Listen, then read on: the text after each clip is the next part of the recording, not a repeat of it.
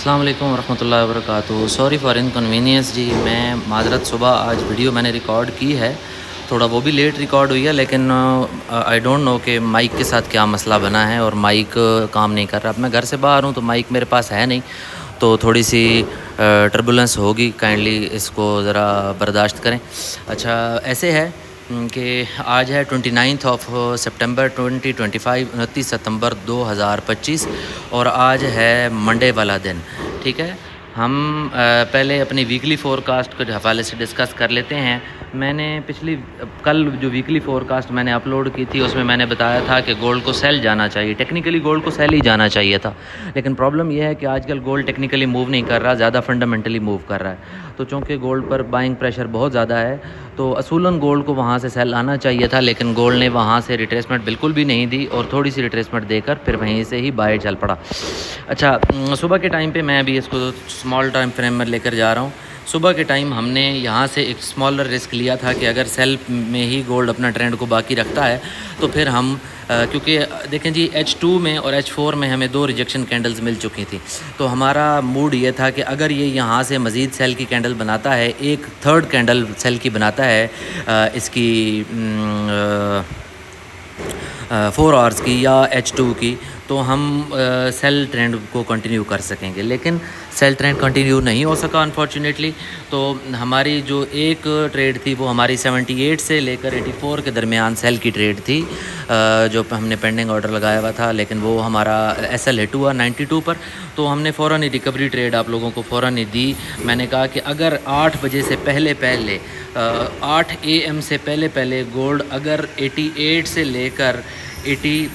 لے کر 92 کے ایریا کو ریٹیسٹ کرتا ہے، اور وہ یہ والا ایریا ہے، 88 سے لے کر 92 کے ایریا کو ریٹیسٹ کرتا ہے، تو آپ وہاں سے بائے لے لیں۔ اور میں نے بائے لگوائی، اور 99 کی ٹی پی تھی، 98 کی ٹی پی بھی ہٹ ہو گئی ہماری، اور اب ہماری دوسری ٹی پی بھی اوپر والی ہٹ ہو چکی ہے، جو ہماری فائنل ٹی پی تھی اس ٹریڈ کی، اور وہ تھی ہماری 3805، اور اب گولڈ 3807 پر پہنچ چکا ہے الحمدللہ۔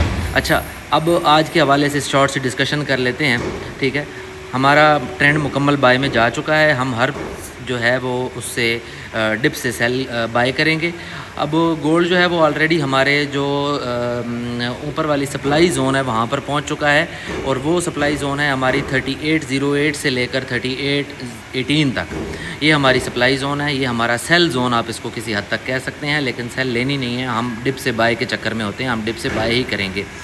دوسرا، ہمارے پاس جو پہلی چھوٹی سپلائی ڈیمانڈ زون ہے وہ ہے ہماری 3789 سے لے کر 3792۔ دوسری سپلائی زون ڈیمانڈ زون ہماری ہے 3781 سے لے کر 3779، اور اس سے نیچے 3774 سے لے کر 3772، یا آپ کسی حد تک اس کو بھی سپلائی زون ڈیمانڈ زون کہہ سکتے ہیں 3760 والے ایریا کو، لیکن مجھے امید نہیں ہے کہ یہ آج کی ڈیٹ میں وہاں جائے گا، اگر جائے گا تو ہم بتا دیں گے اس میں آپ لوگوں کو کمیونٹی میں۔